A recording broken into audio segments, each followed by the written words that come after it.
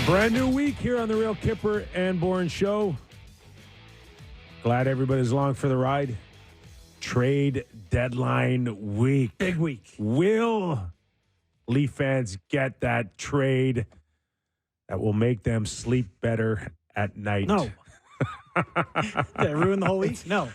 Nick Kypreos, Justin Bourne, Sammy McKee, Derek Brandeo, Jen Rolnick with you for the next hour on our Leaf edition of our program. We're live on Sportsnet 590, Sportsnet 360, and Sportsnet Plus 4 to 6. And if you can't catch us live, always a reminder to download us wherever you get your pod. And remember, text us all week, 590. Love to hear your thoughts and ideas on who should stay, who should go, what gets your team ready for Game 1, puck drop Stanley Cup playoffs. So with that, do we take an overall view of the weekend led by the Leaf win over the New York Rangers, 4-3 in a shootout? Before we get into more an objective look at where the Leafs are heading towards this trade deadline on Friday, 3 p.m. Eastern. Let's get your thoughts, JB, first on the game. You know, I'm starting to believe in these Maple Leafs a little bit. Oh, boy. Whoa. I know, I am. I mean, guys, they've won 9 of their last 10. Mm-hmm. You can kind of squint and see the shape of a team that is good. Don't go ruining a good thing on the trade deadline, man, and changing up the chemistry. JB wants as is. No, I see a shape of what it could look like when a team is winning. When you have a line that's as good as Matthews and Marner are right now, they can play with you, me, or Sam on the other side, and they're pretty good. No, they're ridiculously good.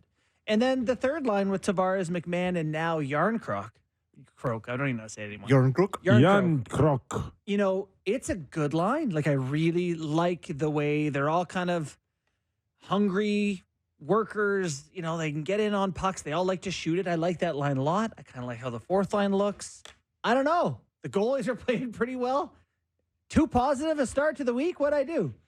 Okay with it. Well, you know, I went to the game Saturday night. Yeah, you sure did. We saw you on television. Okay, first of all, like, why are people paying so close attention to the anthem? Wow. When the building's dark and you're scanning into the stands. Why are people like paying attention to that? The funny thing to me is, like, I got 100 texts about that. Yeah. Like, Kipper's on TE every single day. Like, it's just like, yeah, he goes to Leafs games. It's not that big a deal. But that's not Hockey Night or Sportsnet putting me on. That's just scanning the crowds.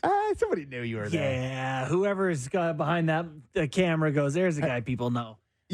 Well, you mentioned how you're feeling good about the Leafs. Yeah. As I was walking into the station today in downtown Toronto, yeah, it wasn't feeling like trade deadline week. It was feeling like the first round of the playoffs week. The weather's nice. It's 14 degrees. Yeah. I'm wearing barely a sweater.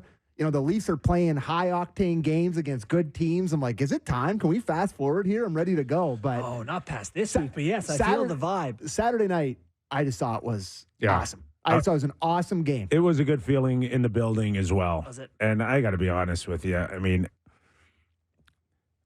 Matt Rempe and Ryan Reaves was like the cherry on top of a sundae to go to the game. And it was, highly advertised. And I think the crowd booed the first time they were on the ice and didn't fight. I don't know. I could be wrong and maybe having heard that, but like, they had people's attention going into that game. I mean, hell, we were talking about it a week prior. Everybody. The shift they did fight, there was a loud ovation when they were both on the ice. Yeah. It was because they weren't on the ice a whole lot together. Enough. I made it a point to sit in the stands. You did. And I love our alumni box. In case you don't remember, it's really cool in there, right? Yeah. We don't get to watch with the game.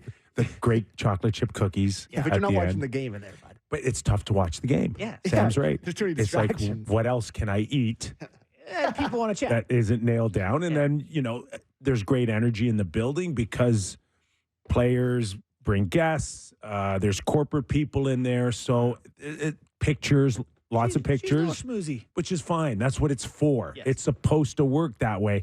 But it's hard to watch the game sometimes. Not for a professional hockey analyst like yourself. It is not That's perfect right. conditions. For Lou Francis-Skitty, all day long, Yes. chocolate chip cookies. You got it, Lou. Mike Krushelinski, chocolate chip cookies. Eat 'em. I'm a professional analyst. In theory. I wish I was them some nights. Yeah, just no kidding. Focusing on the chocolate chip cookies. But I wanted to sit down below and just watch the whole vibe of the game. But I can't tell you the number of people on my way to the seat through the corridor who were like, it's just, are they going to fight? Rempe They didn't even mention anybody's name. Yeah. Are they going tonight? Are they going to fight? That was hundreds walking through the corridor. And I'm like, man, is this What do we is take this from that? 1980s again? But that was, we all know politically correct today is like, this guy's going to hurt himself. It's not good. We know the narrative, but it's almost as if for that particular night, nobody wanted to hear it. Everybody just We do not agree. Everybody just felt like, this is what we're coming to see on top of the hockey game. And there may have been some disappointment if they didn't fight. What's interesting is that I don't think Rempe in particular went into the game being like, we have to fight. You know, Reaves mentioned in his quotes after the game that he had there was so much buildup for it that he asked the kid in the first shift if he wanted it, and the kid said no because the game didn't warrant it at that point. Well, Reaves said that was fine. Listen, he's and then Rempe ran the guy. Has he turned 22 yet? No. He's 21 years old. He doesn't know he doesn't have a clue on how at the NHL level or, you know, to carry that type of weight on your shoulders for the New York Rangers, how it works. He's just trying to figure it out as he goes along. Yeah. Everything he's done up until this point has just been kind of like a raw emotion from him to go out there and do what he did. Show he's willing.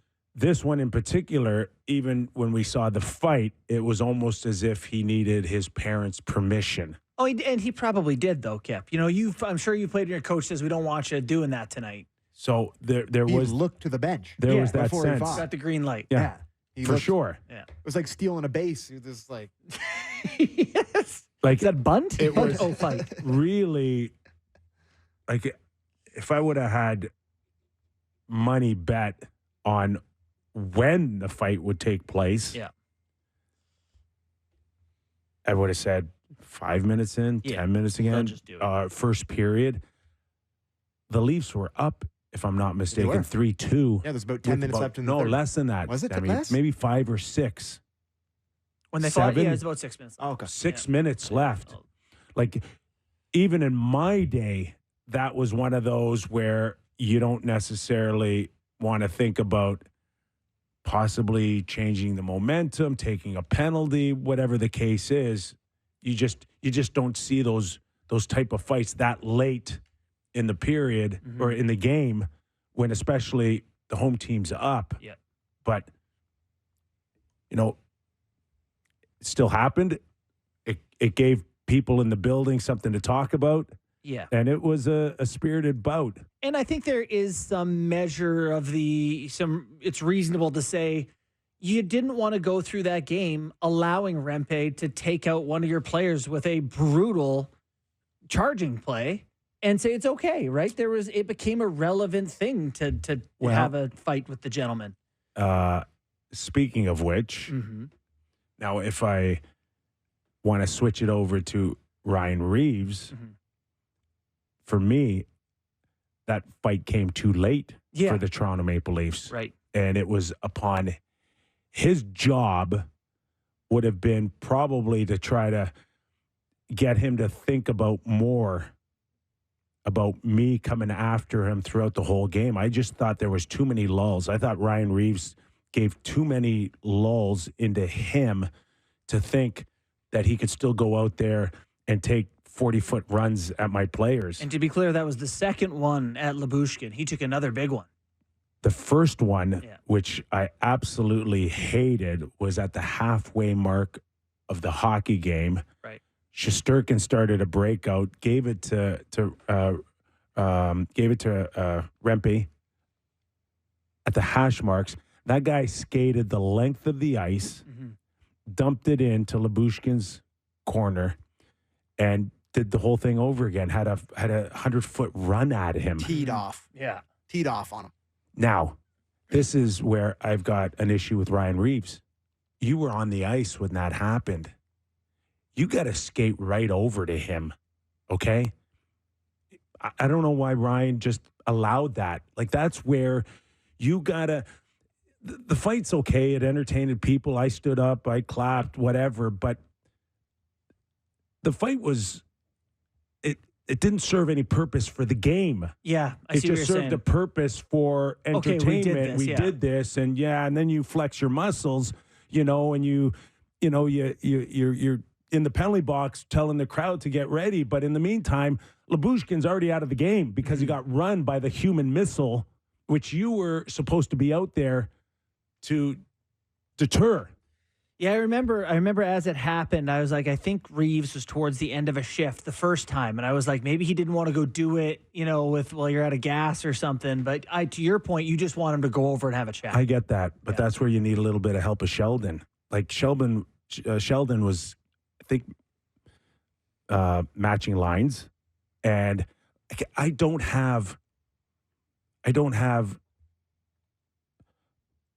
see Rempe on the ice and not have Ryan Reaves out on the ice. Mm-hmm. But, So I don't know why. Him up too. So I get it. It was the end. Possibly he was out there for 30 or 40 seconds. Yeah. But I need you out there when he's out there. Yeah. And I need you talking to him saying, you're not doing what you did to that Bastian, Nate Bastian of New Jersey. You're not doing it tonight. So every time he's on the ice, you're on top of him. You're talking to him. Like, I'm not allowing you to skate 200 feet to run Lyubushkin. So he runs Lyubushkin in the second period, and he's thinking he's got a credit card to go get him later on in the game. Mm-hmm. And he did. He did. But so Bad hit, by the way.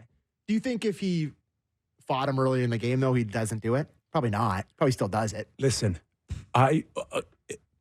maybe you're right. Yeah. But I will tell you, the percentages go up significantly if he did fight him earlier that he wouldn't. Yep. Because I've been in fights. I was a well-conditioned guy. I won awards.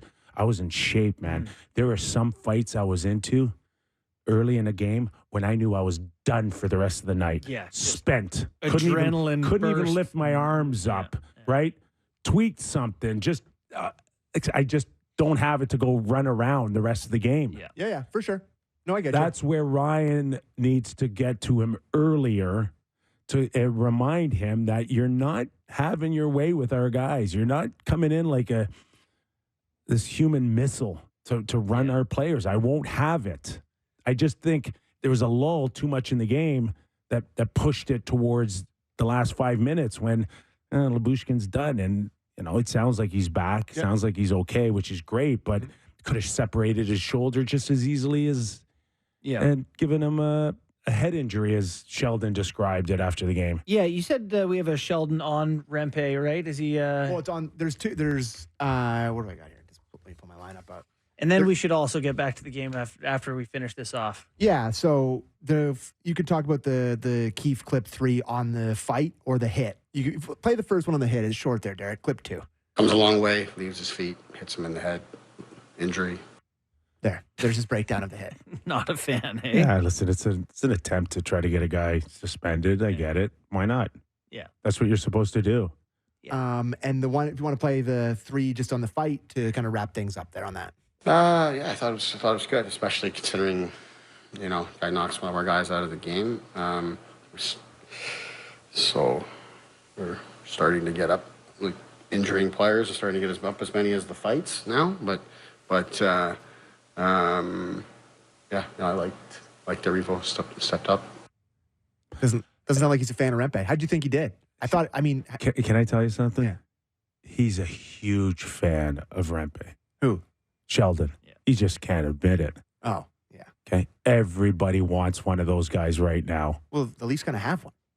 Reaves has been playing really good for a Good. month. Good. At least it gives you some sort of shot at when you play a team like that, then you need a deterrent. You need something out there, and that's why New Jersey went and got McDermott. Yeah. What do you think of the actual fight? Like, do you think It was a Reaves great got fight. Reaves Reaves him? got him for sure for me. I thought it took him a while to get the range. Yeah, one. And then he kind of found his range. I thought he maybe scored the decision at the end. But Like, poor kid got hit 4 more yeah, times. right in the face. You know? But I mean, Does it listen, really matter, like, who at the end of the day on points? Yeah. Like, come on, No, it was you're- a spirited fight. Both teams loved their player for hanging in oh, there. for sure. But Both to of them your question, threw it does some. matter, yes. It does matter. The What? fans, it Is matters. is there an actual belt? Well, to fans, there is, sure. You know, that's irrelevant. Did our guy win or their guy win in fights? If it didn't Absolutely. matter, I can tell you fighting Listen, would be a lot different. Just as long as somebody didn't lose it badly. Yeah. That's And to Keith's point about the hit and about the fight, it's like everyone's like, "Oh, this poor kid," you know. It's like, well, you know, he's running around, nailing people into Yeah. the boards. He's running around. It's not like he's You do know, lose a lot of he's not like sympathies jumping when on you're the ice, being like, "Oh boy, I better," you know. Yeah. It's like he's running around the Yeah. entire game. I'll the tell runs you, at Labushkin made him fully eligible to Yes. run. once again being 6 feet up in the stands watching this game. Yeah. You know, my first thought: this game's more dangerous than when I played. Mhm. Just because of the speed. No, we had holdups. We had guys Yeah, running into interference. each other. there's none of that. I never had the chance to start at my own blue line And just and go into a Labushkin Hammered him. untouched. It was actually the most frustrating part of forechecking is when you would run on a forecheck and the D'd be in front of you. Just all right. So again, Full interference. The hit that he had on him in the second period, Morgan's back there, and Morgan's just like, pass. I can't do anything. Yeah. Just keep going. Yeah. And it was Cully. There was a second Cooley. play. Cooley Cooley was wanted in to there fight too. Reaves It at was one like point. a two. It was Yeah. two of them Yeah. crushing Labushkin. Yeah. Yeah. Two of them that had free range. Cooley's a We beast, never too. had that free range. Yeah. So, like, they got to fix this. I think they got to fix this. That guy's gonna hurt somebody really bad. Rempe? Oh yeah, Oh, yeah. it's Well, coming. he's trying. So- As long if he gets trying to hurt gets a people. red carpet on every Actively. forecheck, Yeah. he's gonna hurt somebody. Yeah. He skates pretty well. It was really nice when Willie put him on the ground there with that dangle. The whole crowd was really He into just, that. the baby deer got And juked. Yeah. one last suggestion, Mm. okay? Labushkin, get your stick up and make him eat it. Yeah. Okay? You see that guy coming, it is survival. That will be the best 2-game suspension you'll ever take if you just turn around. And this guy needs it coming. This is what's going to slow him down eventually is someone's got to sit there and go, okay, here are my choices. Death or a 2-game suspension. You know, Kip, I had enough coaches tell me the exact thing you're telling him right now to know that in some cases it's not the worst plan. You know, like not even that you need to do anything aside from just have it out to protect yourself. Because, yeah, he's intending to hurt you. That's self-defense at that point. Just last quick thing on Rempe. I was listening to We've said that 3 times now. Bill Simmons' podcast, which is one of the most popular podcasts outside of ours, of course, but it's a massive American podcast. And it's an NBA focus on a Monday. He does it with this guy named Ryan Russillo, who's also very popular.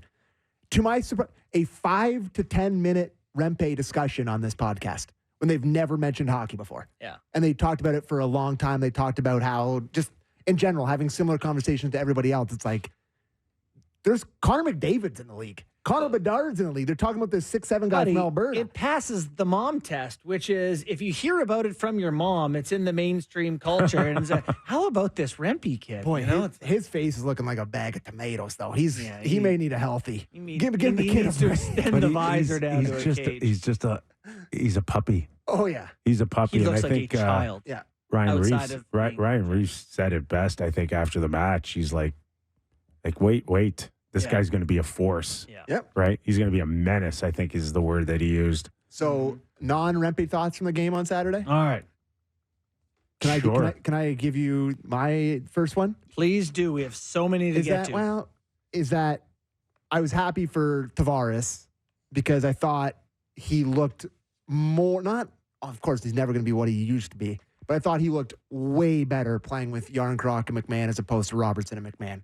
And I felt that like maybe having a NHL caliber two-way winger with you as opposed to Nick Robertson, we were maybe doubting how much he had to do for that line. I thought he looked a lot better on Saturday night. I agree. Like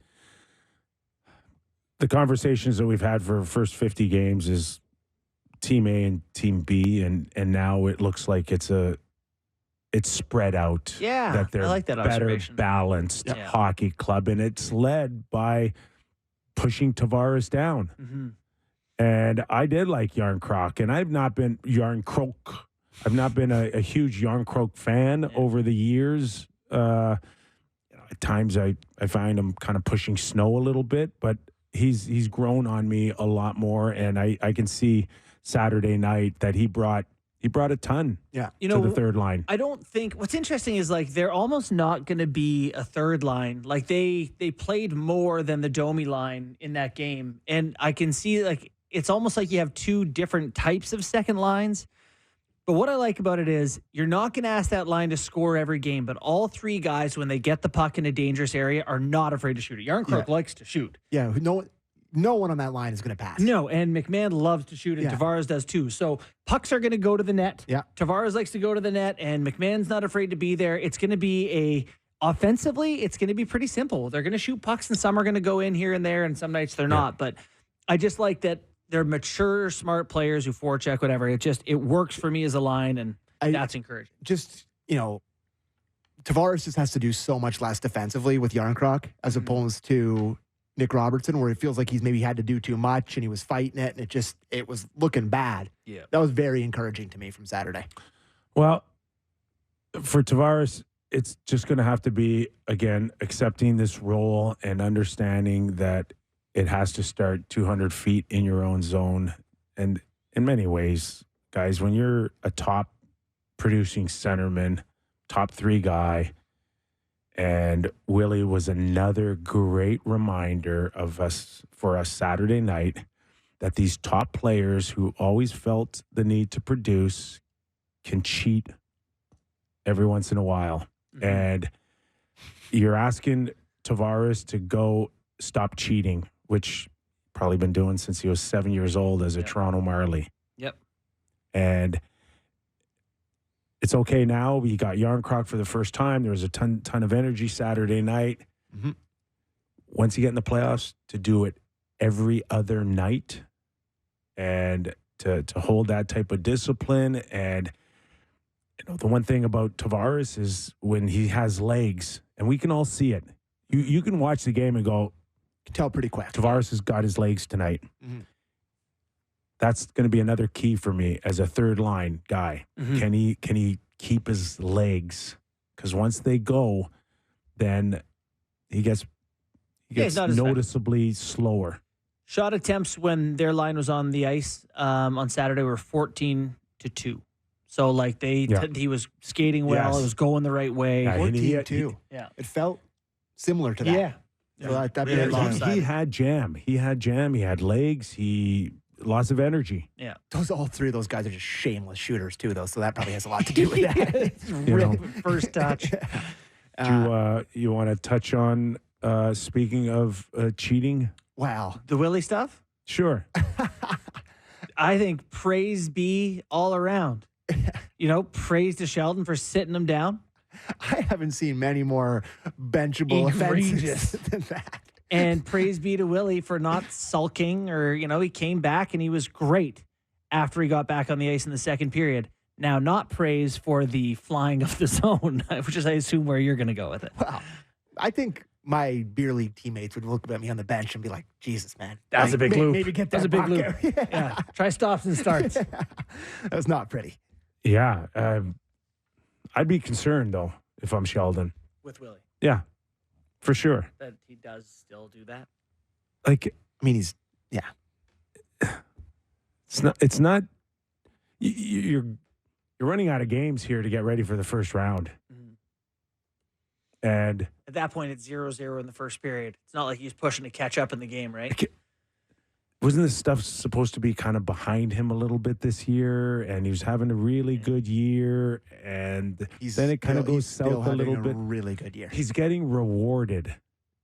Okay, he's getting rewarded still in scenarios for me that aren't that well earned, and I don't like the cheating, and I've talked about it for the last few years, and now it's for me it's not a great look. You really have to clean this thing up, and I don't know if there's enough time to clean it up. We'll say the reason I appreciate the fact that he actually got benched for the half the period there is just a lot of people are like, that's Willie. You know, you live with the good and you live with the bad and take the good and whatever. That was Sheldon for him. For a lot of his career. For a lot of his career. Yeah. And so I think it's good that he's at least being like, well, maybe it is Willie, but maybe he should stop doing that. You know, I think. He also has 92 million reasons why he can just sit him down now. Yeah. And 92 million reasons why Willie can come out in the second period and be like, oh, well, get him next time. Yeah. You know, like. He didn't have a very pretty line change either in the 3-on-3. Oh, my God, in overtime. Yeah. Like. Yeah, if that goes in. You don't have the puck. They've got the puck in the neutral zone. I see what he's thinking. He's like, I'm so close to the bench, I can get there. But they had rock solid possession in a regroup. You can't just leave. It was pretty wild. That would be a story today for sure. I don't know. Is there enough time for Sheldon to fix this with Willie? I don't know. I mean, is Willie ever going to be someone who's not Willie? Probably not. No. It's like he is what he is. It's like a parent trying to discipline a kid like when he's an adult. Willie's like always the time needed to discipline. A little tightening. The time to discipline is when they're young. Yeah. Well, I mean, he's been one of their best playoff guys, and he's on a 10-game point streak at the moment. And he's so tons good. Of points. And he's tons so of good. He's sixth in the NHL in points. And he's so talented. So good. Like, he's so unbelievably good. He's too good. But, I mean, he's also playing on a line with two, like, their line in general is cheating every shift. He's so good that he thinks he can get away with this stuff. Yeah, I hate that line. He does get away with it. He does get away with it. Well, no, he does not get away with it. Finally got benched. Sam. Yes. He's having this They best won year of one his life. round. Yeah. Their whole careers. They're not getting away with it, Sam. Yeah. Well, this year he's getting away with it, I'd say. I'm not even, listen, I was the one coming in here after he had a slow start, after he signed the contract, worrying about him never trying hard again. Like, I'm not Mr. Willie, but it's just, to me, it's like, I don't think it's a bigger. You, Mr. Willie. Mr. Willie. I think it's a bigger, not that, he made a dumb play. They got benched. He came back out and he played great and they won the game against a good team. Like, that's it. They could have easily lost that game Saturday. For sure. Night. Yeah. Okay. But that's any game. I don't know. No. There's some games they're better and they deserve to win, Sam. And they were good usually on that Saturday. ends up in best of sevens. The better team that deserves to win moves on. That was a tight game. A tight game where, I understand you don't want to be making those mistakes. Now, I do want to talk about the Domi line, but we are light on time, and I do think it's more important that we talk about Samsonov-Woll and what to do there. So tonight they play Boston. Have we seen it announced who's going tonight? Samsonov, I think. Do you know? I hate it. I should say he was the first one off the ice. Yeah.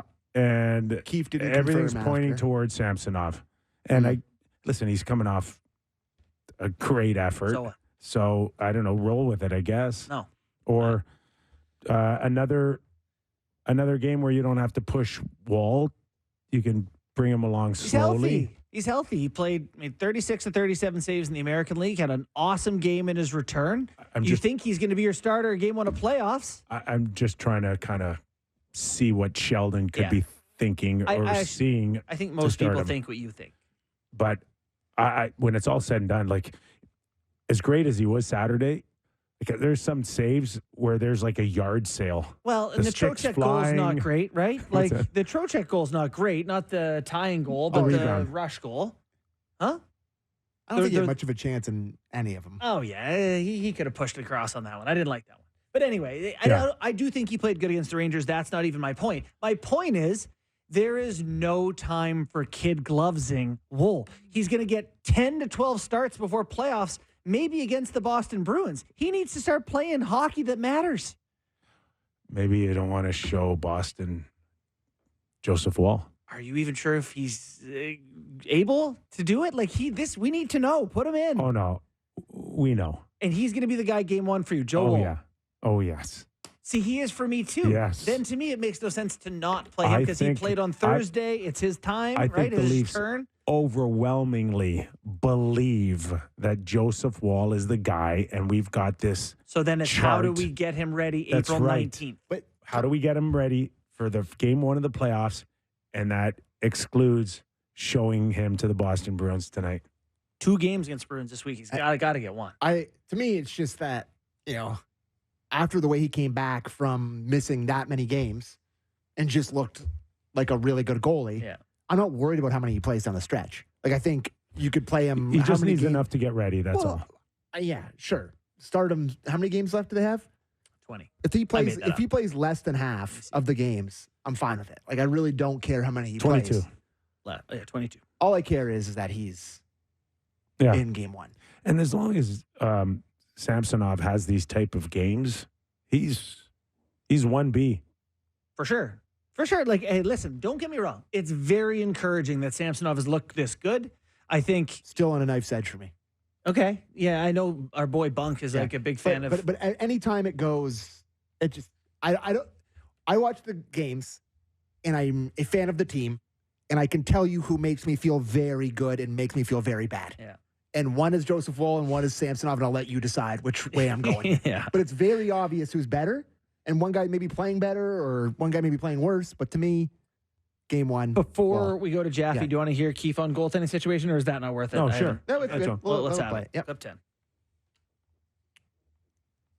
Really for us, it's just look. We got 4 games and 6 nights this week here, and we're going to need both goaltenders. So it's for us. It's just kind of about sort of playing the calendar and where the games fall and all of that. So we got 2 guys that we trust and 2 guys. Well, Wallace played 1 really good game, I guess 2 if you include his Marley's game, and then you got Samsonov that's been building some great momentum and playing very well. And then you have Wall, who we've got to continue to build starts and don't want him sitting for too long. So, really, it's just a decision for us based on the calendar more so, the opponent or what's happening here. So there you go. You get Wall on Wednesday against Buffalo.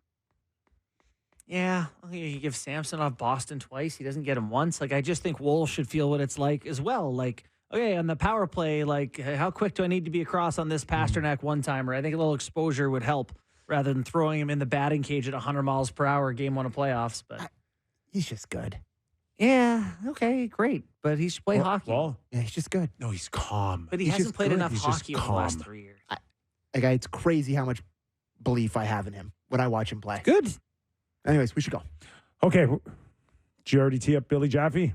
Semi. You go ahead NHL and do- analyst with the Boston Bruins, NHL Network, host of the morning show Brew with Andrew Raycroft. He's up next. We'll tee up the Boston Bruins. More real Kyper and Bourne after these words. Toronto Maple Leafs and the Boston Bruins set to battle tonight, 7 p.m. puck drop. Bruins coming down to earth a little bit here. Mhm. Judging on where we think the final standings will be, people envisioned a New York Ranger, Toronto Maple Leaf first round. Could you envision a lot more of the Boston Bruins and the Leafs Yeah. facing off? I seem to have some memories of these two teams playing. in They the have first round. played in the first round before, if Yeah. I remember. Yeah. Detroit has lost a couple in a row. Leafs have won a couple in a row. It's making a wild card spot seem less likely for the Leafs, which means the Bruins much, much more likely. Yes. Here we go. Yeah. That's a yes. Or maybe the Leafs should just start tanking a little bit. Should they? What do you think? Nick Robertson's going to play goal next game. Okay, as promised, Billy Jaffe will join us now, NHL analyst for NESN, covering the Boston Bruins. Billy, what's going on, buddy? How are you? Living the dream here, buddy. How about you? We're Same good. thing We're- out there? We're good. We're just envisioning a Toronto Maple Leaf Boston Bruin matchup. Let's put our surprise faces on. There's 32 teams in the league, and it's either Tampa or Boston. No, I know.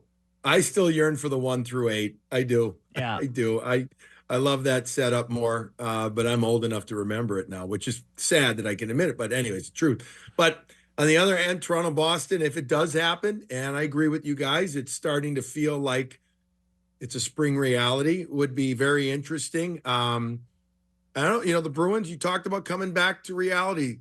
We're seeing guys, a lot of teams in the NHL go through this year. I don't know if it feels a little more than normal, but maybe that's just short-term memory or long-term memory loss. Teams seem to be going through 5, 6, 7 game type stretches. Vancouver's coming to mind right now, for instance, more than typical, the top teams. But maybe this is just a market correction when it's all said and done. Bruins losers 9 of 13 since the All-Star break. You got to go back a few years to see a stretch that bad, especially with their historic run last season here. What is the number one culprit? Inconsistency. It's kind of a lame answer, but believe it or not, Kyper, they've had some real good moments of goodness, if not even greatness, if that's a term. They've had periods that have been excellent. They were very, very good against Seattle. Lost that game though 4-1 with them, but they were very good against them. But it's been an extreme inconsistent effort since the end of the All-Star CBA break. They were on such a strong run at that point. They had so much purpose. They seem to have more I'll call it purpose, more energy, more, desperation than they do now to their game since they've come out of that elongated break. They've given up a lot of middle of ice chances. If you get into the analytics, the high danger chances, the zone entry stuff, but really middle of ice near the front of the net type chances. Right now, the last 5, 6 games, guys, they've been missing Hampus Lindholm a lot. While he has not had what you would call the perfect year, the most scintillating year, he's had a really, he can eat minutes, 24 minutes a game. He can do it. And they've missed him lately with a lower body injury. But it's been inconsistent effort game in to game out, Kippy. That's been the big thing. So what are your thoughts on what's going to become of their roster at the deadline? We're kind of looking at these cup contenders and trying to figure out what they're going to look like a week from now. Do you see the Bruins making many, if any, changes? It's a phenomenal question that I have a very lame answer to. Okay. I don't know yet because they don't have cap space. I believe they're at $57,500 US available right now, or basically what Kippy spends in a week, probably. Okay, don't think so. We all wish, right? Yeah. They have nothing, guys, in cap space. Now, Don Sweeney and his staff are very creative, and in the years past, they have gotten a lot of stuff done that made a lot of us, I'm assuming you guys too, say, wow. I mean, you think the last year what they did, but they didn't have the cap restraints last year. We all know, you guys know, I'm sure you've talked about it. If they're going to make a significant move, even if it's not a mega move, but a significant move, we'll call it, it's going to mean that somebody off their roster, if not 2 players, are coming off it. They've got 5 or 6 UFAs to be. The biggest name is Jake DeBrusk. That's been talked about there. He's at a $4 million hit. But even if they move Jake, let's just say hypothetically speaking here, that's only $4 million. You got to probably move another player, guys. So they're going to have to make an awful lot of moves in and out to make things work. I guess, Justin, to really get to your question and answer it is the management's got to look at this team and maybe these next 3 games. So they go tonight, Toronto, tomorrow night at home, Edmonton, and then Thursday, Toronto again.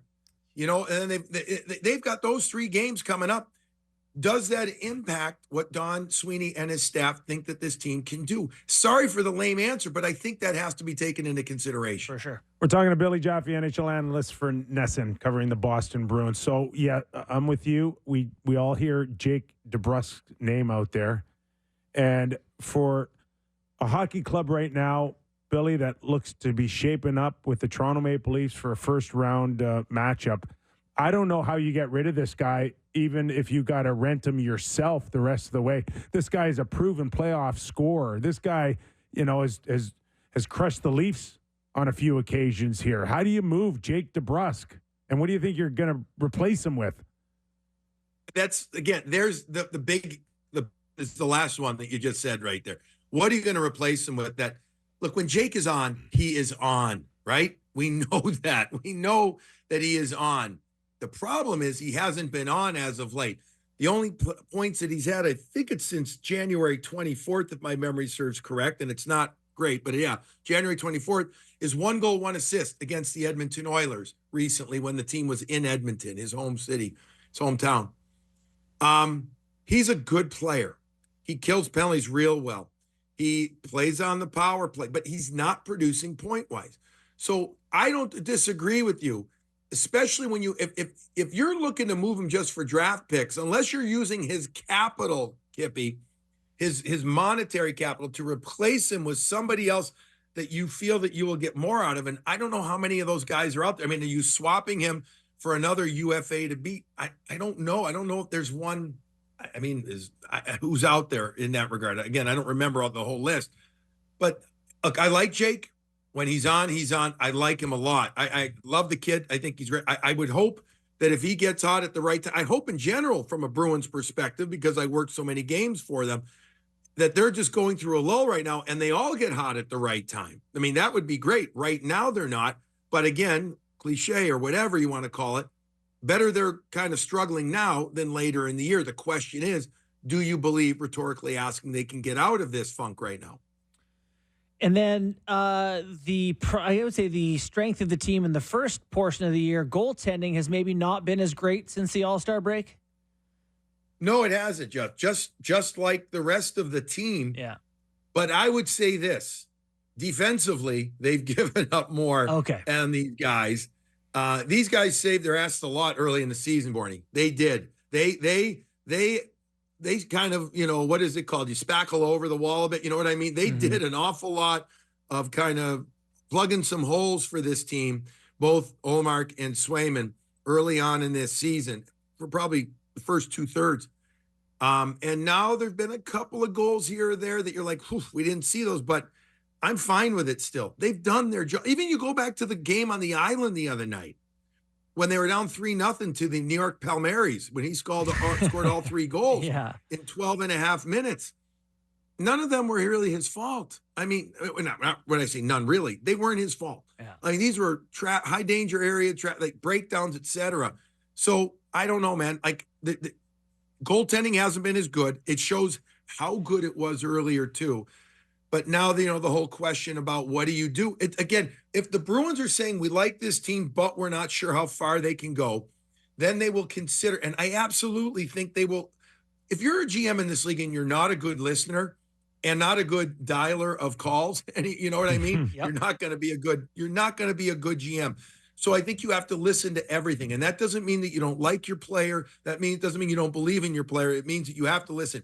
I do think that there will be more moves made this year than people realize. I think enough teams lost the last few games that I think if they're going to look at themselves in the honest mirror and say, we're not that good, and except if their owners say we need 1 round of playoff revenue, I think there's going to be a bunch of teams looking to make some moves because they have to get better. The Bruins are good enough, meaning they're in the playoffs. They're a good enough team to do whatever. But are they a good enough team to go far? That's what needs to be determined still. Toronto Maple Leafs and the Boston Bruins get ready to play twice this week. Could be the preview that we look forward to in April. Billy, thanks for doing this, man. Really appreciate it. All right, guys. Great to talk with you. Okay. Thanks, Billy. Billy Jaffe. So, Jake DeBrusk. Yeah. It's an interesting name. Not ever considered like a top guy for the Boston Bruins, but one of those great third-line depth guy that can move up and down the lineup. And, I mean, proven player in the playoffs. Every year this guy's been in the playoffs, he's produced. Yeah, I mean, he's 27 years old. This year he won't be there, but he scored 25-plus goals in the league 3 times. In 73 playoff games, he scored 22 goals. Like, he's been there. He's chipped in when it's counted. So, an interesting name who would be a value for sure. But to your guys' conversation, I don't see any way you move that out and get better in a year you're hoping to contend. I think there's a ton of pressure on Sweeney right now. Yeah. Oh, yeah. Yeah. And now you're in that between a rock and a hard place. Like, Was my team ever as good as I thought it was in the last year and a half, or do I have to go out there Goaltending. and do something? Yeah. Well, interesting. I don't know what Lindholm's injury is or how long he's out for, but I sit here and I'm looking at what they're rolling out for a decor tonight. 3 names, Shattenkirk, Wotherspoon, and Lohrei, are not overly impressive to have as a part of a D. And if they're on the Leafs, we'd be going, boy, a little thin. Grzelcyk's playing top pair with McAvoy. Like, I know Lindholm's out, but I don't know. I've never seen this team as super formidable. James, JVR, Geeky, Frederick is a third line, Lauko, Boquist, Brazeau. Like, they're okay, but, they got work to do. They'll feel the pressure tonight. Yeah. Yeah. Until Pasternak shoots 3 in the net. Anywhere you that want to go happens. before we go to break here? I just quickly had said I don't like that Domi line, and then we kind of passed over it, and I wanted to get your thoughts before we go to break. Let's go to, you want to hear Sheldon on Yeah, Domi's absolutely. line? Yep. Let's go to that. Clip 8. It's just to recognize when it's time to defend. It's time to defend. That's really it. Like, we want them to push on offense, and they're great players. They've played well for us, but when it's time to defend, you got to dig in. You got to defend. Obviously, we get going on the offensive side there. That's the kind of stuff that can't happen. For all of our players, we need to be fully committed on defense when we're defending, and especially against good teams like this that counterpunch the way that they do. We made a mistake on the second goal as well. Give up that odd man rush. We lose numbers coming back through. Those are the kind of things that's we were able to recover from those, but those are the 2 goals. First 2 goals are something to me are mistakes that we can prevent or we can not make. One I think the second one's pretty innocent in nature. The first one, I think we're cheating for offense there, and that's not the time or place. Can you, if they're trying to get Willie to cheat, can they get the whole line to tighten up in the next 22 games? Yeah, I mean, what are your choices? No, Jamie? I know. Well, it's just getting someone with a Wenberg? conscience at center. Wenberg? I'm in love with that. Adam Henrique? Yeah, that helps. It's too expensive. Yeah, I agree. There's no obvious solution. I'm not saying, like, how are you missing this? But I'd rather see that go to the blue line than up front. Yeah. For me personally. Or unless you're all in, go get Adam Henrique then.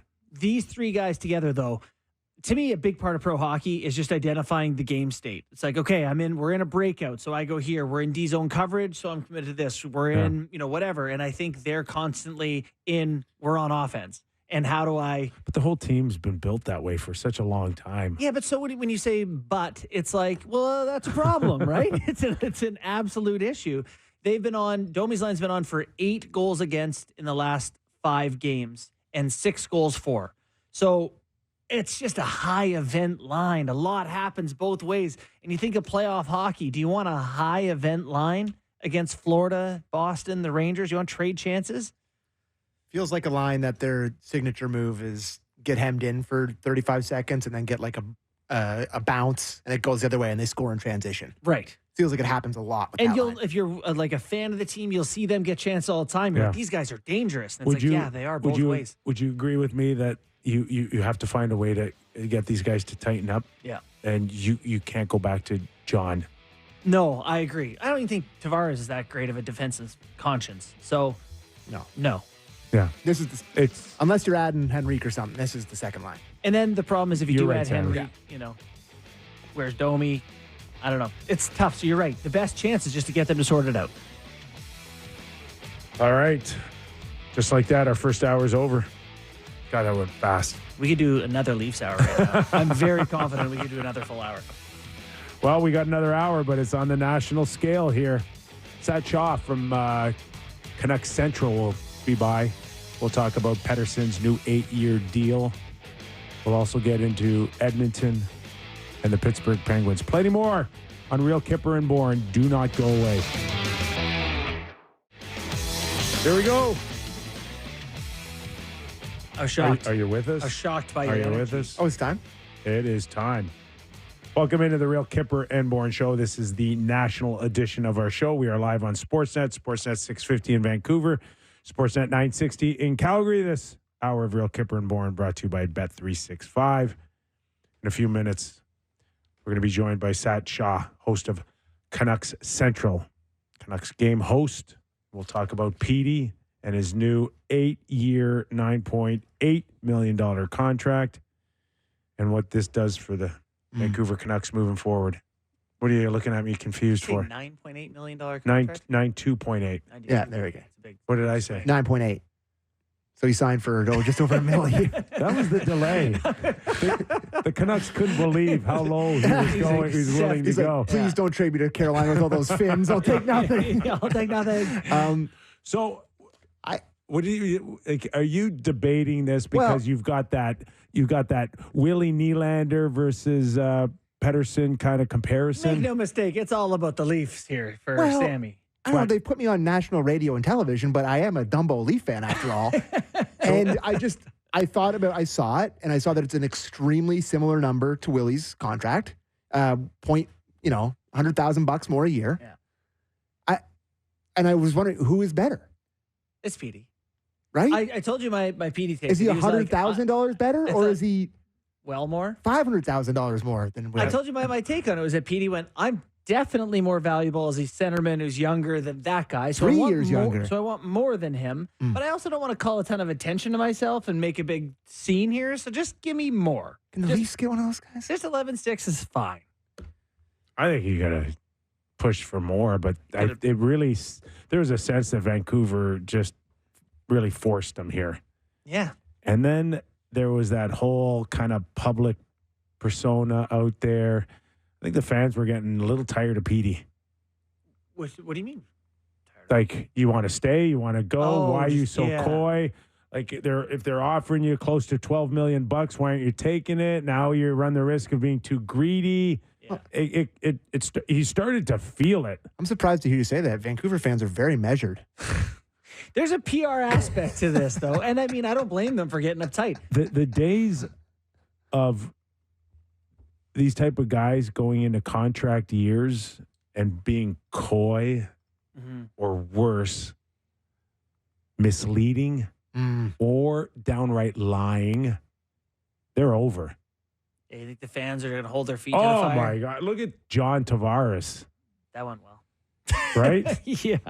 Like, will that guy be able to walk into that building after he retires? And probably eventually. Vince is getting love in Toronto again. There will be there'll always be that film. Oh, yeah. And there'll be lots of people covering who it. never forgive him, for sure.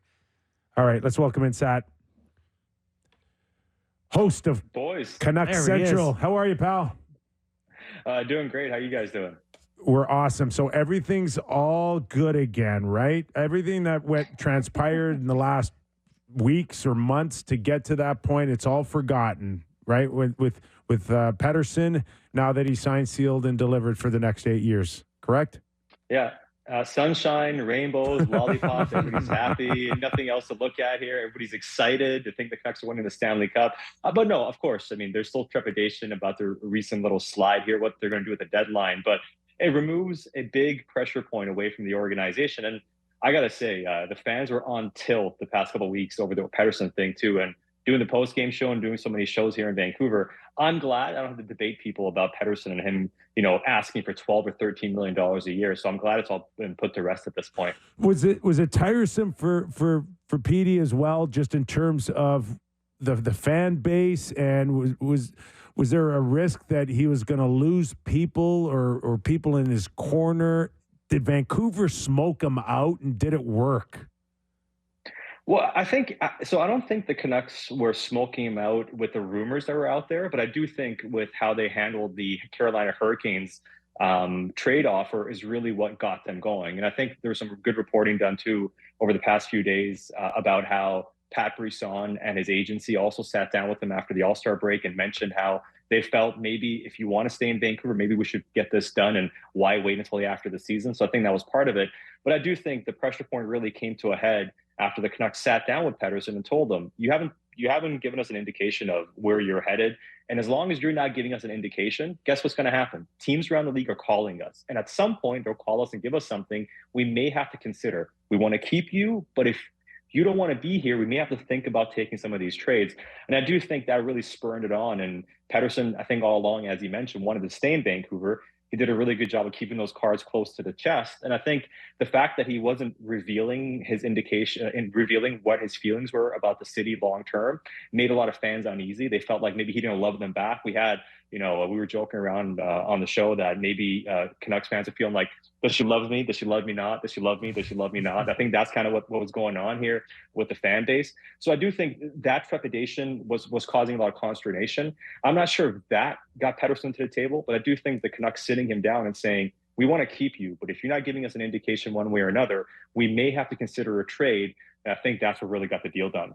He seems to not love attention, like media attention. Do you think he only signed for 11.6 because it's just like not make yourself a target in a market that can get loud? Because I think he's worth a lot more. Yeah, I'm with you. Now, I don't know if it's about the market necessarily, because I think if it was that much of a concern, then I think he would have pushed his way out. Like if he was that against dealing with the pressure of Vancouver, and if he couldn't handle it, I think he would have used this opportunity to go elsewhere. So I don't know if that's the factor. I truly believe it's an indication of he's happy to be in Vancouver, and he understands if you want to have a chance to win long term, you have to leave a little bit of money on the table. You have Quinn Hughes up in a few years. Who knows what they're going to do with Thatcher Demko, who could be looking at a big ticket as well. And let's be realistic here. I mean, how much money did he leave on the table? 400, 500K per year? Like, I don't know if he was going to get 12 and a half, but maybe 900, right? But, I think it's one of those things where I think it's in line with what the hometown discount most players give. They don't usually give $1 million or $2 million off per year. They give you anywhere from like a few $100K up to a 700-800K or perhaps. So I think he did the, hey, traditional superstar wants to stay, I'll take a little bit less to stay in Vancouver. And I think the main reason he did so was because he wants to ensure that they have room to keep Quinn Hughes long-term and also give this team the best chance possible to win. But I'm with you. I think we were all kind of floored he accepted a contract under $12 million per season. Yeah. We're talking to Satiar, host of Canucks Central, Canucks game host. Speaking of room, like, is there room for Jake Guentzel? Like, that talk's not going away. No, I think there is room. So the Canucks have about roughly $2 million in cap space. If they can get Pittsburgh to retain, can they move $1 million player out and make it work, for instance? So I think there's a pathway for them to trade for Jake Guentzel. Honestly, I think the biggest question here is, can the Canucks make this deal without trading their one or two best prospects? And if they can, I think they'll be looking really long and hard at making this deal happen. The question I have more than anything is, what is Pittsburgh asking for? If it's a Nylander, I don't think that gets done. I don't even know if Vancouver trades Höglander, for instance. That he's had 20 goals this year. He's played fantastic. I know a lot of teams are asking about him. Now, if Vancouver's willing to do that, they may have the inside edge to go and get Jake Guentzel. I think part of it also comes down to, do they feel like they can extend him? I don't think they make the deal for Jake unless they can get him signed to a contract extension. And I think that's going to be a big part of this too. Is Guentzel, is he a BC boy? Where's he from? Where's he from? He's American. American. Oh, God, that's not BC at all. DC boy, maybe? No, okay. Yeah. Well, that's can't sell him on that one then. Yeah. All right, so how about the rest of the deadline? How is it shaping up for the Canucks? Obviously a team that has stumbled a little bit since sort of mid-February, got a win yesterday, which was nice. But do you think it's all or nothing on Guentzel, or do you think there's other things in the works? I think they have a list of players that they're after. I don't know exactly everyone on the list, but I do think Guentzel probably ranks very high on it. Now, the market for him, they just may get outbid. They already gave up a lot to go and get Elias Lindholm, so there's a huge bidding war for him. It may give them sticker shock and not go through with the Guentzel trade, but I'm still expecting them, guys, to make some sort of an addition up front. Can they add a player who can maybe play in their middle six on the wing a little bit if they can't get that high-end top six player? Will they also look at grabbing a depth player in the bottom six that can bring some size, some snarl, some toughness? We all know how much Jim Rutherford appreciates players like that. The Canucks, they have some solid players, of course. They do lack a little bit of brawn up front. So I think if they could add someone like that to their depth, I think they would look to do it. On the back end, it gets more complicated. I think Chris Tanev was somebody they were really in on and really wanted to make it work. But again, they weren't going to outbid Dallas to make that deal happen. So now with him being gone, I'm just not sure there's a legitimate top four righty defenseman or top four defenseman available that really will make Vancouver think to go out and make that deal. I would expect to maybe add a depth defenseman, maybe a 6'7", someone that can fight for the sixth spot, maybe can give them a little bit more added depth. I know they're somewhat concerned that if they hit some injuries in the playoffs and have to rely on guys like Mark Friedman or perhaps some guys in Abbotsford, that gives them a little bit of pause. So I do think they want to add a depth defenseman if possible. So I wouldn't be surprised, guys, if they add 2 or 3 guys, if they can't get the big player, that provide more depth throughout their lineup. Who's expendable in your opinion right now on that roster? Man, it's tough. I think Sam Lafferty all of a sudden, and again, I'm not expecting them to trade him, but he's been healthy scratch now, I think 4 or 5 times this season. He hasn't been playing as well as he played earlier. And what we're looking at here, because the Canucks have about $2 million in cap space, if they move a player making $1 million, that gives them about $3 million. So again, Gensel's making 6, can get them to retain. There's a way to make that deal happen. The big one comes to me is going to be Niels Höglander, right? And if the Canucks really believe in this player and his talent and believe he's going to be here long term, I don't expect him to go, but he's a guy that I know teams are asking about. And then we get into some bigger items, right? Would they move a Connor Garland if a deal could get done? But again, he has 2 years left on his contract. Is that something that's going to happen? Zadorow's been talked about on the back end. My guess would be if something out of left field happens, maybe a Connor Garland type, because I know long-term, I'm not sure they're married to him being part of the organization. But I'm just not sure they're at a point right now where they're going to be thinking about a guy like Brock Besser, for instance. I think that's an off-season thing if they can't extend him. So it's going to be down to Lafferty, Höglander, perhaps out of left field, a Connor Garland. I know Ilya Mikheyev has had his struggles, but he's making 4.75 for the other couple of years beyond this. So I don't think the Canucks are against perhaps making a move along those lines. The question is, how much value do those guys have? And can that actually be a make weight for you to make a deal for a bigger acquisition? While they're making these decisions, to what do you attribute the skid? Why have things kind of been a little bit more of a struggle for them of late? Does it look like something that's just a temporary glitch or a real issue? So I would side on it's more of a temporary glitch than a big systematic issue. And if you kind of look at their underlying numbers over this past 13, 14 game stretch, they've actually been one of the better teams in the league, top 10 in a lot of their metrics. So the metrics are a lot nicer to them. However, they've gone away from a lot of their staples that they've been successful in. They're giving up a couple odd man chances because they'll be over aggressive at times and not taking care of business in their own end. So I think those things have crept into their game at times. They've gotten away from being as aggressive on the forecheck here and there. But overall, it comes down to special teams. Their power play was one of the best in the National Hockey League for the first 20 games, and it's really fallen off a cliff the past 20, 30 games or so. And as long as that's sputtering, the PK is kind of middling, that's been the biggest indicator. And you are going to have a stretch where you are going to lose some games. It's the first time this season the Canucks have gone through some real adversity. So I'm willing to chalk it up as that's just what's going on here. We've seen some signs of their 5-on-5 play getting back together over the past few games. LA was a bad game. They played well against Boston. It was good against Pittsburgh overall until they lost in overtime. And against Anaheim, one of the lowlier teams in the league, they played the cleanest game they played in a while. So I think there's enough evidence here to suggest that they are going to get out of this and be competitive again. But they have a tough schedule. Are they going to continue winning 70% of their games the rest of the way? I think that's the big question if they're able to pull that off. You know, it's remarkable, Sat, the conversation that we're having when you think about what potentially the expectations were at before the season started. And I'm just wondering now, as we start kind of forecasting first-round playoff matchups, and there's going to be some very good teams knocked out in the first round in the Stanley Cup playoffs, especially in the West. If, in fact, Vancouver does find themselves on the outside looking in, how do you think it would be looked upon, you know, at this point for Vancouver Canuck fans? Because you just wonder where that break point is in the trade deadline to get them over the hump or not. And if they don't actually go in a little bit all in, you know, how are Vancouver Canucks going to take that? Well, I think there will be a little disappointment considering how far they've gone this year if they aren't able to give them a little bit extra help here to put them over the top, because it's pretty clear that in their, especially if they want to go with Lindholm, Pettersson, and Miller down the middle, all 3 guys, they're short a winger. It's very clear. You need one more winger to make that work. And I think if you don't give yourself the best chance after making a Lindholm acquisition, I think there'll be a little bit of disappointment. But I do think, considering how well they played, considering they've signed Pettersson now, they traded away assets, and not only to get Lindholm, they traded for Zadorov, they traded for Lafferty earlier this season, traded for Casey DeSmith, they bought out Oliver Ekman-Larsson and signed a bunch of guys in free agency, a few to 1-year deals. So it's not a full-on all-in year, but it's been a very push your chips into the middle year, pretty aggressively. And I think if you have that goal now to make a push in the playoffs, if you can only do a one and done and be done in the first round, I think that would really be viewed as a disappointment. So I think Kyper, I mean, Rutherford as well. I think when he feels like he senses his team has an opportunity, they're going to do everything possible to give the team the best chance as they can heading through the deadline. And I think just getting to the playoffs and maybe losing the first round, I don't think it's going to be viewed as a win at all for this organization. How has Lindholm played versus expectations? Has he changed how people have slotted in? But yeah, go ahead. Sorry.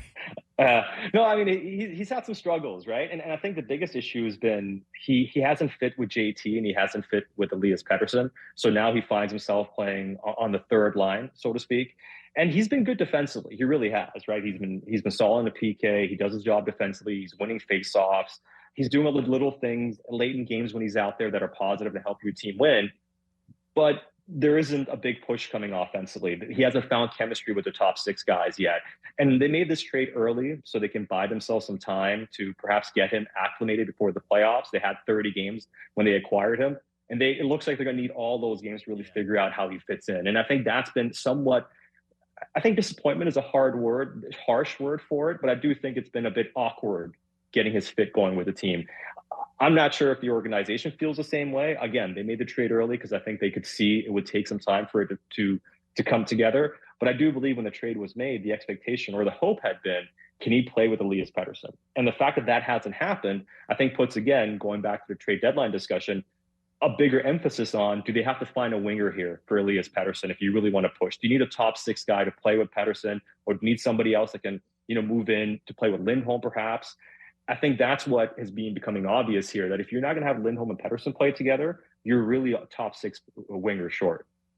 So you got a feel for this week in terms of the Canadian markets on who might be the most excited or has the potential to add the most?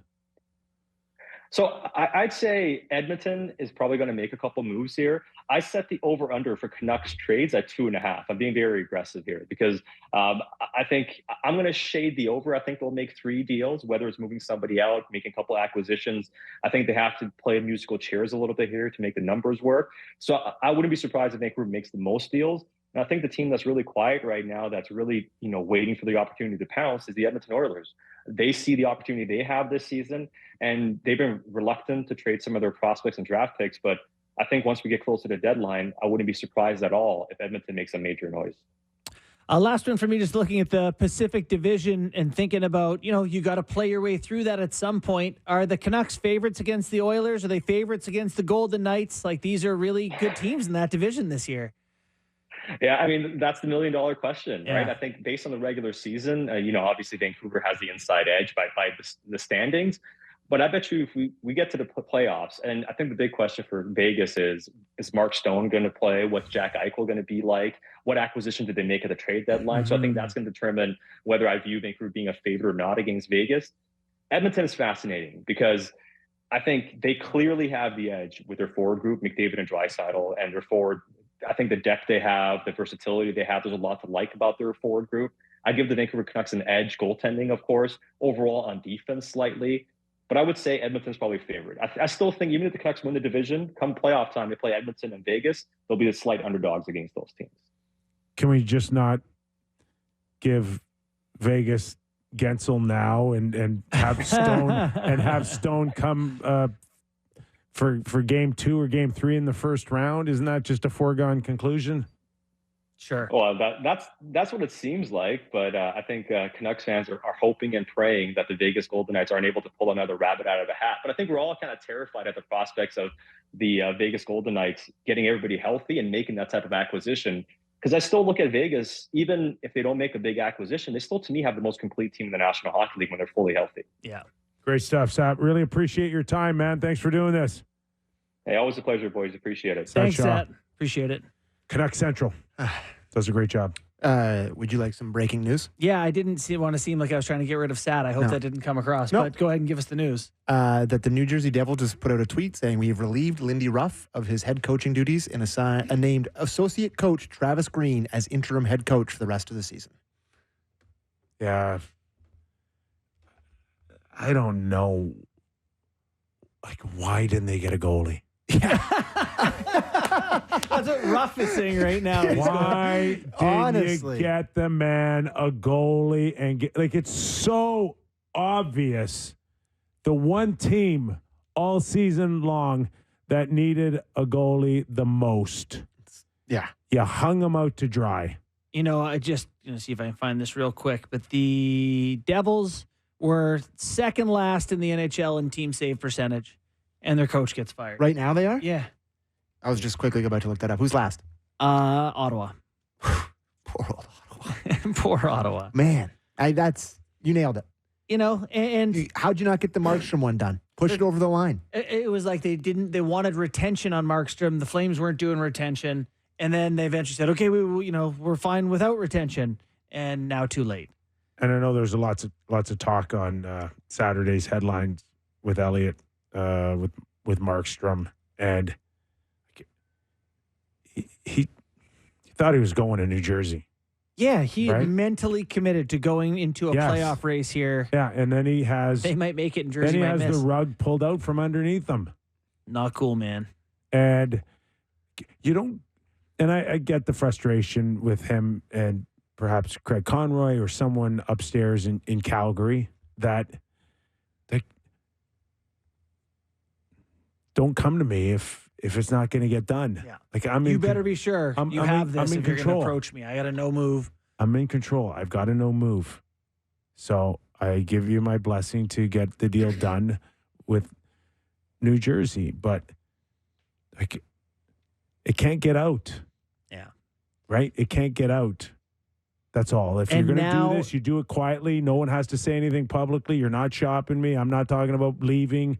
But once it's out, how do you... And I'm sure it was New Jersey. That didn't want... Well, I had heard a couple of different kind of, scenarios where they thought they had a deal, then maybe perhaps New Jersey changed it, or Calgary may have tweaked it. But my sense is that New Jersey changed the parameters on it. Like they upped whatever it? the ask was, whatever the parameters were of the deal, they changed significantly enough where I think Craig Conroy pulled the chute. Well, I just said that's not good enough for us. What's crazy now is the Devils are 7 points out of a playoff spot with one game in hand. It's too late. To me, it's too late. Let them finish the season. I think that's a major indictment to me of the front office. They're not acting on a team that's a very good team with elite talent on it. They got killed by Dougie Hamilton being out. I'll tell you what I'm hearing about New Jersey is that there's two schools of thought.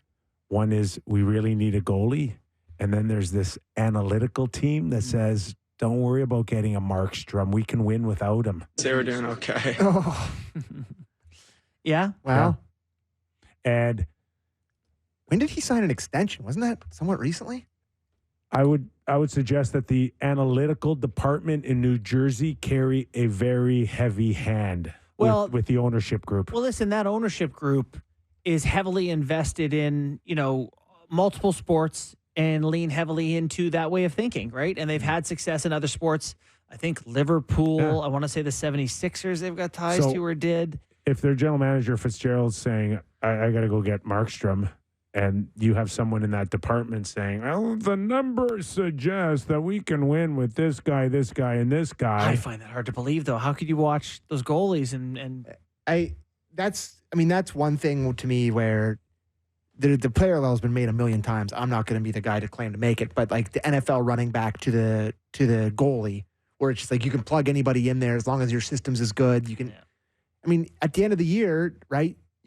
Aiden Hill won it last year, so you can be like, hey, well, could Akira Schmid be Aiden Hill or these guys that they have as a goaltender? But when it's legitimately killing your season, you have to make a move. Like the analytics can say one thing, but when it's just clearly a great team with great players and you just can't get a save. They made the big Timo Meier deal. Jack Hughes, Brat's an all-star. Heishier's unbelievable. They traded for Palat. They traded for Toffoli. Like, they got talent. How's that Timo Meier contract looking, by the way? Not great, thanks. John Marino, good player, but they're missing Dougie Hamilton. So if they don't... 28 points in 48 games, minus 24 this year. Right now, to trade for Markstrom is useless to them right now. But here's why it's not terrible: is there's 2 more years on it. Okay, it's fair enough. You know, so if you do it and it doesn't get you in, you go, okay, well, we got him anyway. But you've also, I'm 34 years old, and you trade for me after I don't get a chance to get him in to try to win a Stanley Cup in my career year, right? I'm playing great. I'm burning an opportunity to win a Stanley Cup in my prime, you dummies. And I think what's hard if you're the Devils is like Dawes and Schmid, the 2 goalies they got going right now, are both 23 years old. Like maybe they believe one of them is going to become something or whatever. But I just think this team is too good to not have acted on sooner. And I actually think if you don't like Ruff and what's happening, that this should have happened sooner too. What are we doing this now for? Yeah.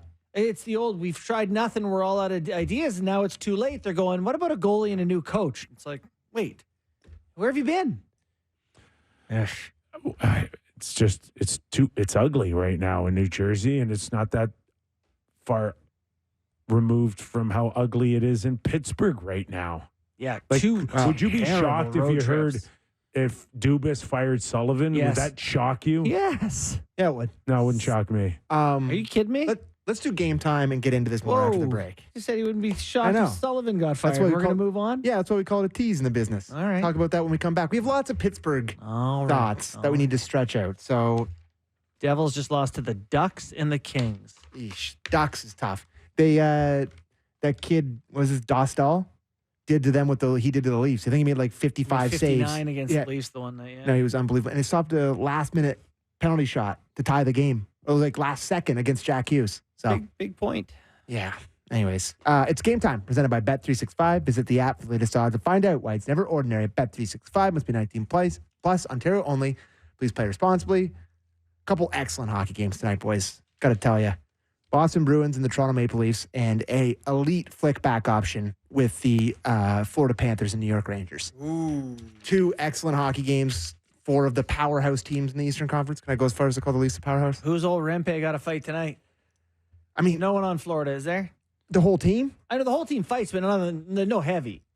There's no heavy. The Rangers are plus 105 underdogs on home ice. Love the Rangers in this game. It's back? It's not back to back. Oh yeah, it was Saturday night. They had a night off. That's right. Love the Rangers. Think it's a sort of a statement game for them on their home ice against the other team that's supposed to be tough, and I think the Rangers will take them 105. I got the Rangers losing by half dozen. Really? Yeah. You think they get smoked? Yeah. Wow. I disagree with that. I was impressed with the Rangers. Rangers are a good team. Found it kind of interesting that the Leafs aren't pushing harder for Rempe to be suspended off that charge. Really? I'm just saying. Come on. No, I'm just saying, though. What did they not? What do you want them to do? No, I'm just saying that. I want to know what you're saying. I'm saying that Sheldon really presented it as the guy just crushed my guy's head against the boards. He should be suspended kind of feel. You're saying they want him to play against Florida? Thank you. Yeah, I love that take. Thank you. A great take. Okay. Thank you. Go in there and be the human missile on the Florida take this Panthers. Guy out of the lineup for Florida? Put him in. Do not suspend him one game. Hold on. Go in there and run Kachuk's head, Sam Bennett's head. Be the human missile against the Florida Panthers. I think you're right. I think they looked at the schedule. Can I just have a quick thought on this? What you said about them getting suspended? I watched the game the next morning. So I was out for dinner with my mother-in-law, Carol. Happy birthday, 60th this past weekend. Went out for a lovely dinner. And didn't watch the game, didn't take in anything, just watched it the next morning. Knew the score or whatever. And I was going through Twitter, and after I said, people want this guy thrown in jail for that hit. Like, hit him with the tire iron. My, people wouldn't have survived in the 90s and 2000 with Twitter. It's like, he hit him hard. It was 2 for charging. What do you want to put away for life? Oh, my God. Listen, I don't. 2 for charging. Is that charging? Put him in the box. That's fine. Anyways, I was stunned. He's 6'8" and he jumped and he took lots of strides. Tall guys are allowed to hit too. Like, Jesus, tall guys don't God. jump. I'll give him a fine. Oh my! I was blown away by the response to it. It's like, holy! Never watched a hockey? It's still hockey. Yeah, you're allowed to hit. hockey. Anyways, that's it for game time. Sorry, I didn't mean to get Sammy's on tilt. That was Game Time presented by Bet365. Visit the app for latest odds and find out why it's never ordinary. Bet365 must be 18 plus. Ontario only. Please play responsibly. Did I do a pick in there? You didn't watch any Hockey Night in Canada live Saturday night? I didn't watch a second. But I Are you one of those guys that can't get updates? Or no, I don't care. I knew the score. Yeah. But I just watched it. I woke up the next morning.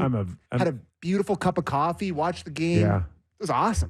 I find it like really hard to go out for dinner with my wife and not look at my phone every 5 seconds to see where the score is. At the establishment we were at, well, TV is okay. But like it was far, so I could see things, but nothing like no details. But I had it a lot. I put my kids to bed at like 8:30, and I usually get the 7 o'clock game started around then. And yeah, if I see what's going on, I know the Leafs are down like 4 or something like that. It's not fun to watch it, so I try to avoid the updates. If they had got starched 6-zip, yeah, I might not have gone back and watched it. Didn't happen. It was a good game. Did you close us out on Game Time? I did, bud. Nice job, pal. Thank you. I don't think I gave a pick, but that's okay. Okay, when we return, plenty more on NHL news and notes, including the Pittsburgh Penguins. Where do they go from here? Lindy Ruff. Flames Hannafin, according to our Elliot Friedman, may be heading towards sunny Florida. Tampa Bay, possibly. So much more still to go here on the Real Kyper and Bourne Show. We are back after these words. Nick Kypreos, Justin Bourne, Sammy McKee as we bring it home on this Monday. So following up on the Lindy Ruff firing, and if you're just tuning in now, Lindy Ruff has been fired.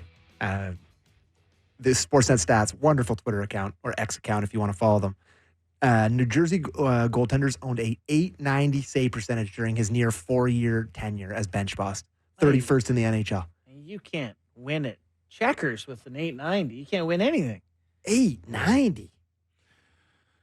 Didn't help losing Dougie Hamilton. I mean, it hurts a great deal. That's a big one too. But behind him, the decors. You're on the hook when your decor is Marino, Siegenthaler, Colin Miller, Brendan Smith, Kevin Bollock. It's not. Severson.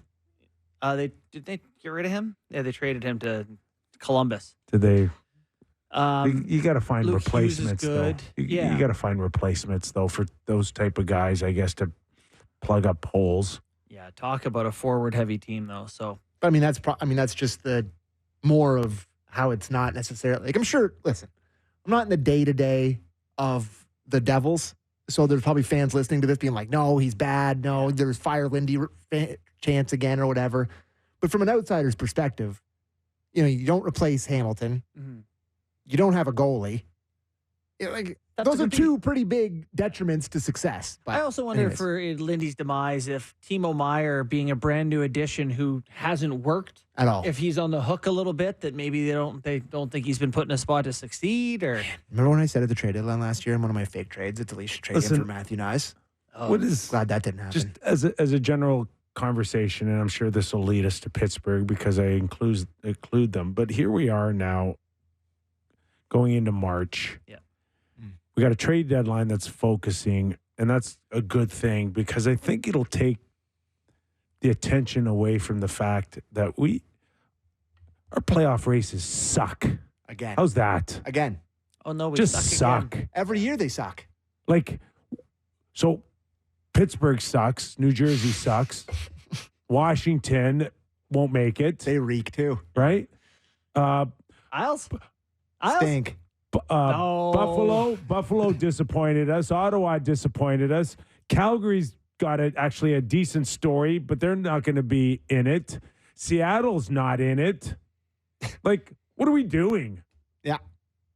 What contention are you making here? What do you want to see?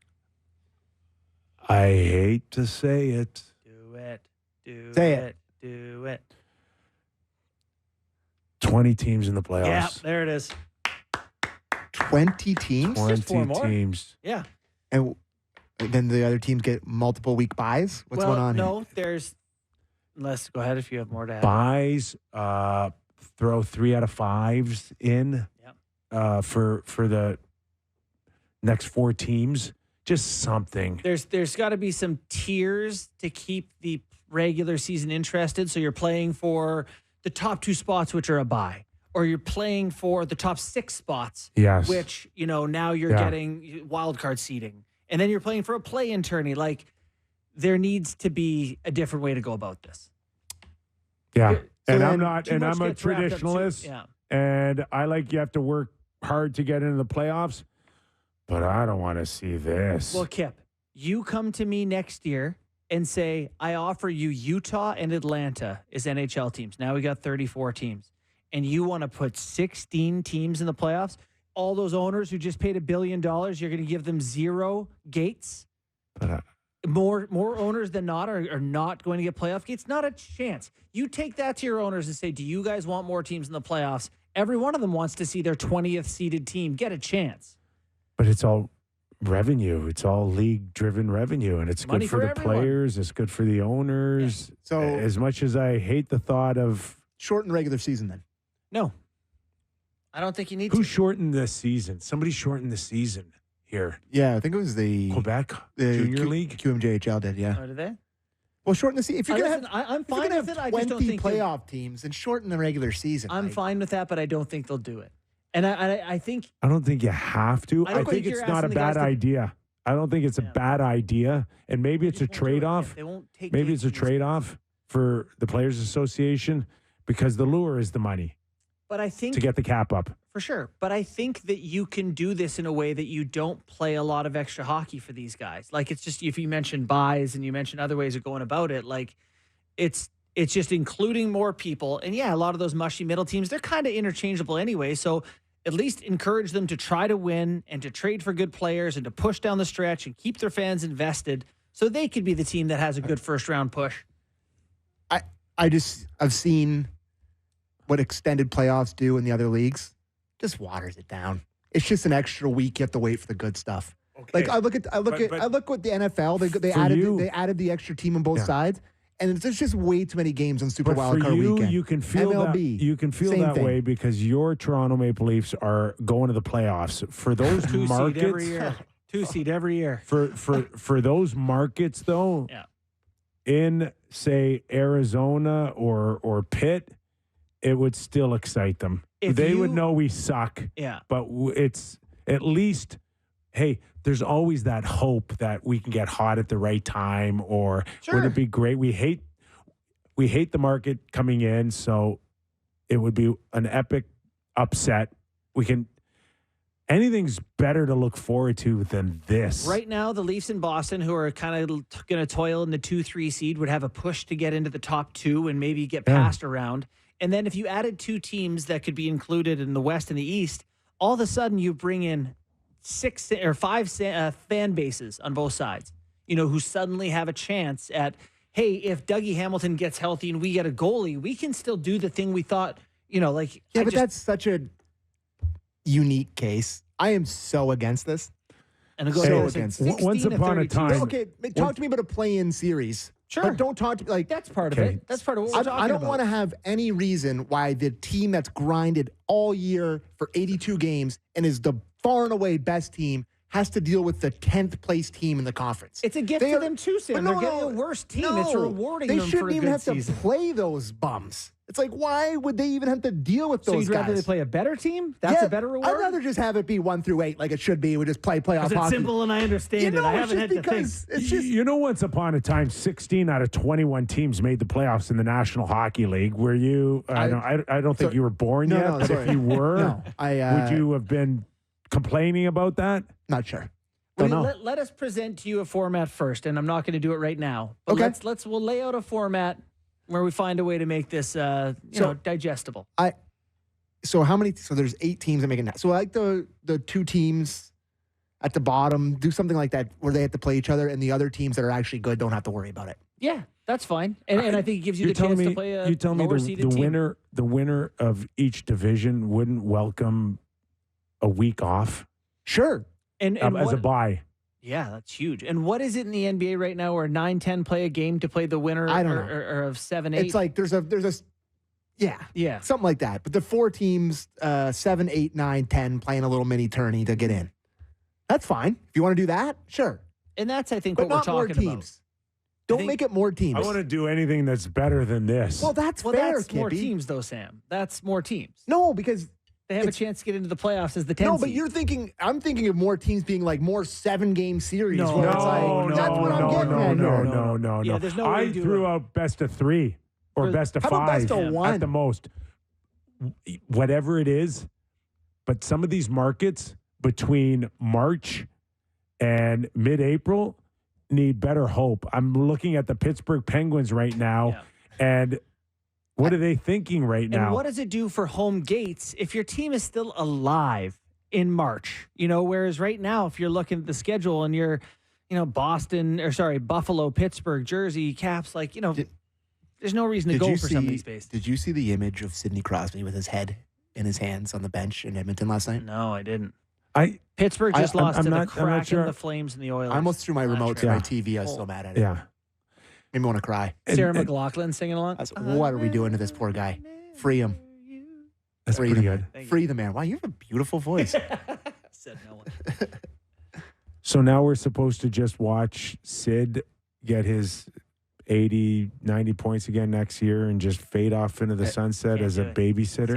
I can't take it. Sam and I are going to be at the Paw Patrol and go free him. We're going to rescue I him. cannot watch Sid still be Sid and miss the playoffs next year for the 3rd time Well, in a row. Kyle, I can't. Kyle will bring in a couple more, no-name projects for the bottom 6 that'll definitely turn out. How's PR? What's his name? Pugliarvi? How's he doing? What are you, a 2-year NHL contract? Yeah, How about the pressure on Kyle Dubas right now to get it right on Jake Gensel? I mean, are you kicking them out of the playoffs? They're done? Oh, they're done. But they're done. Are you kidding me? I'm not kidding you. Are they done? I have them done. Oh, my God, they're pretty done. They're so done. I have them like a pretty Burger cooked. King Whopper. They got grill marks all over their asses right now. They're pretty cooked. They're cooked. I mean, it's not just how far back they are. It's the teams you got to clear. 1, 2, 3 teams in their division. Yeah. They got to go ahead of. Yeah. It's over. It's over.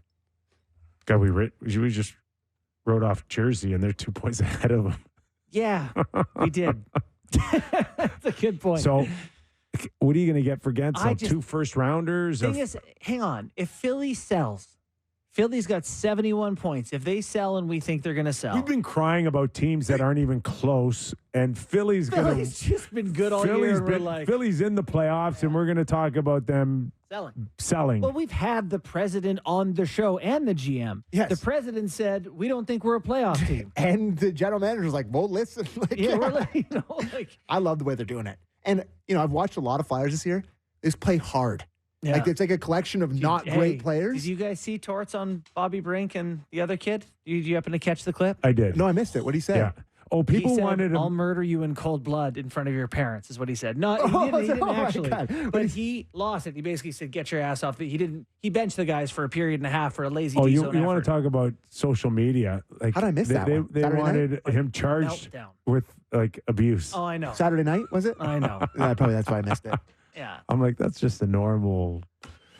Yelling at it. He's Just a coach a normal of a coach in professional the athlete. 90s. Kid's making $1 million to I have to play make D-zone coverage. I have to make an admission about something. Oh, no. Something that's been a long time take of mine that I just can't stand Should towards. we go grab HR now? No. Okay. I flipped on Torts.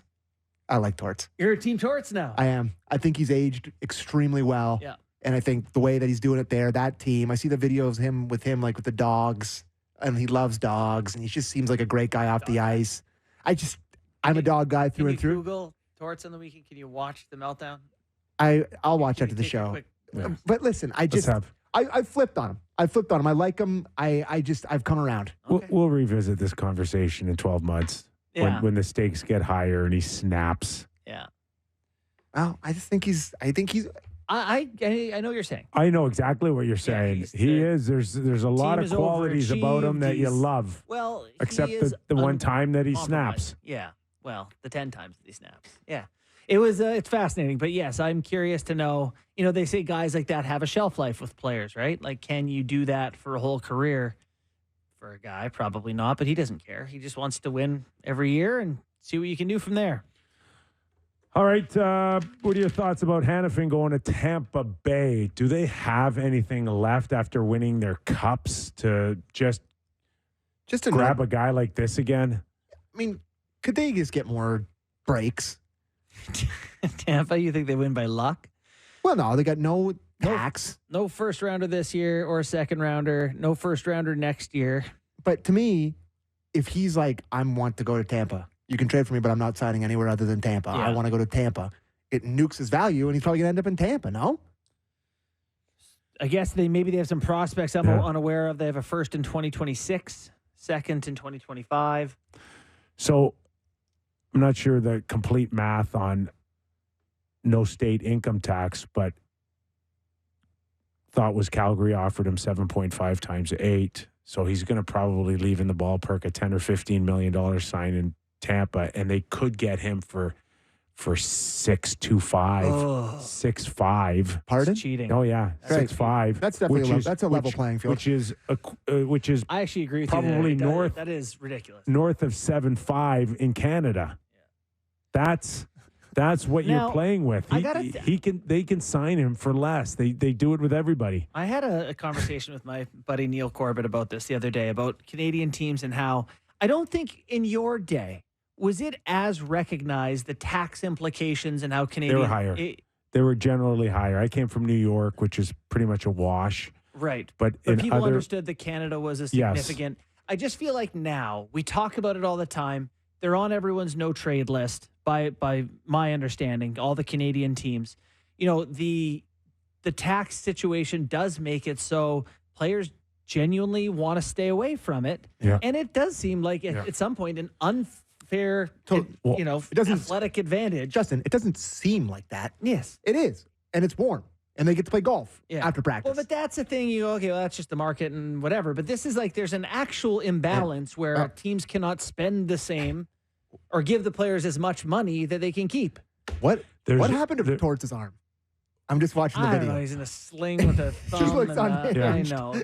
You know, the other thing I hear that's not helping is the fact that that Tavares has taken CRA to court for the $8 million tax dispute. Like that stuff. Other way around, right? They're taking Tavares, or is that? No, I think Tavares. They've charged him with $8 million, and he has to fight. That. He's got to contest it, so he has to go back in court. I know our boy Walsh recently said on a podcast, "There's ways to protect money in Canada." Sorry, go ahead. My whole point is that stuff scares athletes. Yeah. Right? That's not helping when you hear that. Yeah, I understand. There is like the RCA, I think there's a way for athletes to hide some of this money till later in their life. Correct. But this is his contention, right? That I think Batista had this issue too. Listen, all these got to go back and revisit time in the country, time out. I think they want to tax him as if he's here all the time. He's here all the time. And he's not. And he's not. I don't think so. You know, especially early on that signing bonus. But I mean, I don't know. I'm just spitballing here. But yeah, there's Sammy ways and I for want to level the playing field. Canadian teams should get to spend more. You heard it here first. City News 680 broke out here all of a sudden. The Money Channel. We got to bring Gavin back on. JB, Sammy, and Kyper. No, we'll get Stu Gavin. He knows all about that stuff. Break it down. All right. Man, that's a fast 2 hours, We're guys. done? And it's just Monday. Bruins tonight, boys. Let's go. All right. Big week. 6 games on tap. Pick your favorite one, and we're back tomorrow as we get ever so closer to the NHL trade deadline on Friday, 3 p.m. Eastern. Our thanks to Shah, who joined us earlier in the program, and Billy Jaffe. Enjoy your games, everybody, and we're back tomorrow on Real Kyper and Bourne.